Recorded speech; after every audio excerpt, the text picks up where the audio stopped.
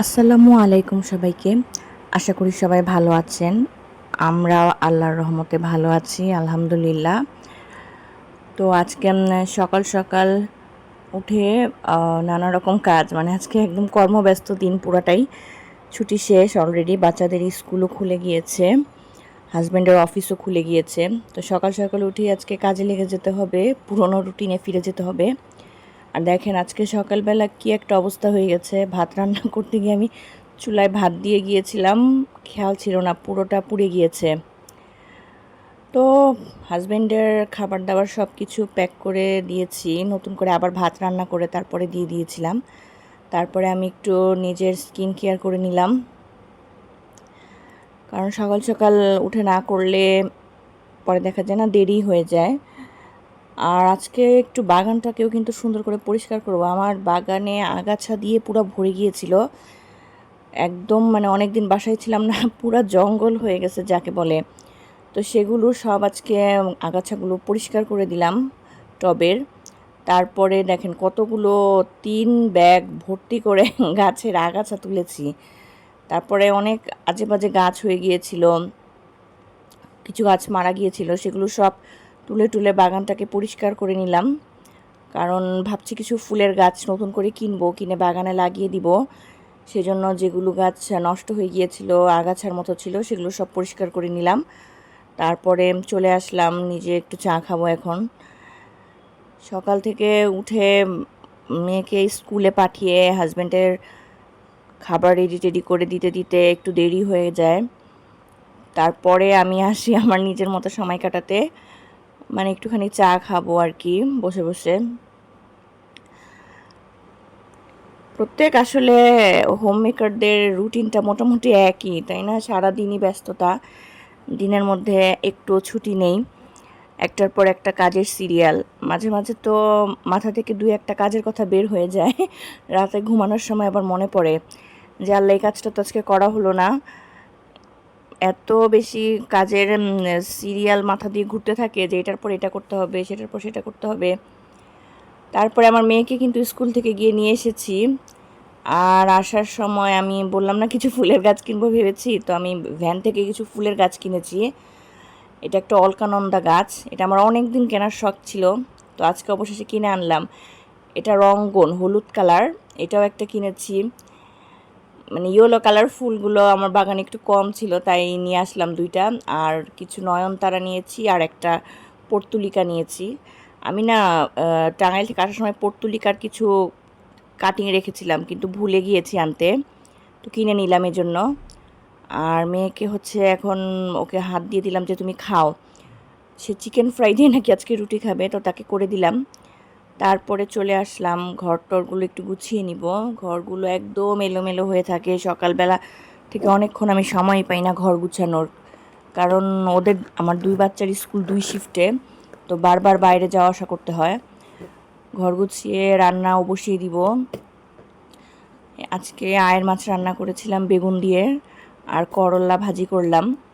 তো রান্না করার এক ফাঁকে আমি খানিকটা চিকেন ফ্রাই মাখিয়ে নিব, কারণ বাচ্চাদের না স্কুলে টিফিন দিতে চিকেন ফ্রাইটা আমার খুব লাগে। আর ওরা চিকেন ফ্রাইটা খুব পছন্দ করে, তো সেই জন্য আমি একবারে বেশি করে মাখিয়ে ডিপ করে রেখে দিই, সকালে স্কুলে যাওয়ার আগে একটু ভেজে ভেজে দিয়ে দিই। সেজন্য চিকেন ফ্রাইটাকে ম্যারিনেট করে রাখবো। এটার মধ্যে আমি একটু হলুদ, মরিচ, জিরার ফাঁকি, লবণ, আদা রসুন বাটা এগুলোই দেই বেশিরভাগ। সয়া সসটা না আমি নর্মালি ওরা যখন খায় তখন দেই না, খুব স্পেশাল হলে সয়া সস দিই। তাছাড়া ওদের জন্য বানানো হলে আমি সয়া সসটা একটু অ্যাভয়েড করি তখন। এই যে ভালো করে এটাকে মিশিয়ে ম্যারিনেট করে নিলাম। আর আমি না চিকেন ফ্রাই ওদের জন্য মাখালে তখন ওদের ওই ফ্রাইটার মধ্যে একটু হানি দিয়ে দিই, কারণ এতে করে হয় কি অনেক সময় ওদের ঝাল টাল বেশি লাগলে ওটা একটু ব্যালেন্স হয়ে যায়। আর এই তো এখন আবার ছেলেকে স্কুল থেকে আনতে যাব, তার আগে রাইস কুকারে ভাতটা বসিয়ে দিয়ে যাব স্কুলে যাওয়ার সময়। হতে থাকুক, আমি স্কুল থেকে আসতে আসতে দেখবো যে ভাত রান্না হয়ে গিয়েছে। এভাবেই আসলে টাইম সেভ করে চলতে হয়, নইলে না সময়ের সাথে পারা যায় না। কারণ দুইজনের 2 শিফট, তো অনেক দৌড়োদৌড়ি করতে হয়। নিজেও রেডি হয়ে গিয়েছি, এখন মেয়েকে নিয়ে যাচ্ছি সাথে করে, নিয়ে আসবো স্কুল থেকে।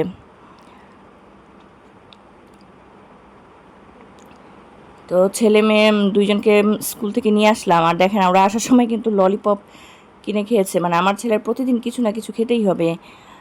তারপর দুপুরে খাওয়া দাওয়া শেষ করে নিলাম আমরা। বিকালের দিকে দেখি যে একটু মানে ভালোই বৃষ্টি চলে এসেছে। খুব যে বৃষ্টির ফোর্স সেরকম না, হালকা হালকা ফোর্সই ছিল, তবে মানে খানিকটা সময়ের জন্য একটু বেশি ছিল বৃষ্টি, তারপরে কিন্তু কমে গিয়েছে, খুব বেশিক্ষণ স্থায়ী হয়নি। তো বাচ্চারা দেখে দৌড়ে গিয়েছে বারান্দায়, হাত ভিজাবে। বৃষ্টি দেখলে তাদের বৃষ্টি বিলাস করতেই হয়। নিজেও একটু দৌড়ে বারান্দায় গেলাম বৃষ্টি দেখার জন্য। এই সময়টা না ঠান্ডা ঠান্ডা একটা বাতাস বয়ে যায়, খুব ভালো লাগে।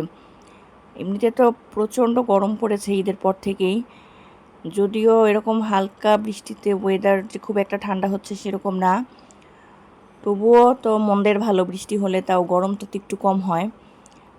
আর খুব সুন্দর বাতাস বয়ে যাচ্ছিল, এটা মানে ক্যামেরায় ক্যাপচার করা সম্ভব না, এটা ফিল করারই বিষয়।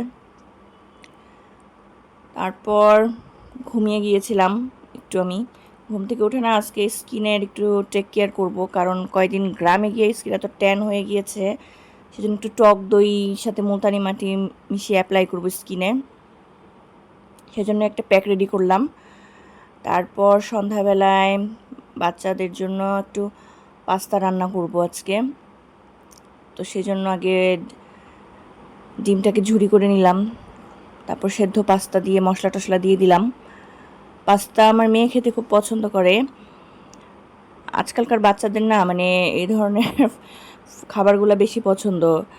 পাস্তা বলেন, চিকেন ফ্রাই, চিকেন বল, নাগেটস, আমার বাচ্চারা এগুলো দিলে খুব খুশি। তারপরে একটু পাশে ভাবির বাসায় গিয়েছিলাম, সেখানে ভাবি কিন্তু খুব মজা করে আলুর চিপস বানিয়েছিল, সবাই সেটা খুব মজা করে খেলাম। বাসায় এসে ওদেরকে নিয়ে পড়তে বসালাম, কিছুদিন পরেই পরীক্ষা আছে, না পড়তে বসাতে চাইলে একদম পড়তে বসতে চায় না। আর এমনিতে ঈদের ছুটিতে না অনেকটা মানে পড়ার ক্ষতি হয়ে গিয়েছে। আর রাতে ঘুমানোর আগে কিন্তু আরেকবার ঝিরিঝিরি বৃষ্টি হয়েছিল, তো জানালাগুলো খুলে দিলাম, ঘরের বাতাসটা পাস হোক। বেশ ভালো লাগছিল বাতাসটা, এত ঠান্ডা, মানে মনে হচ্ছিল যে বারান্দাতেই থেকে যাই।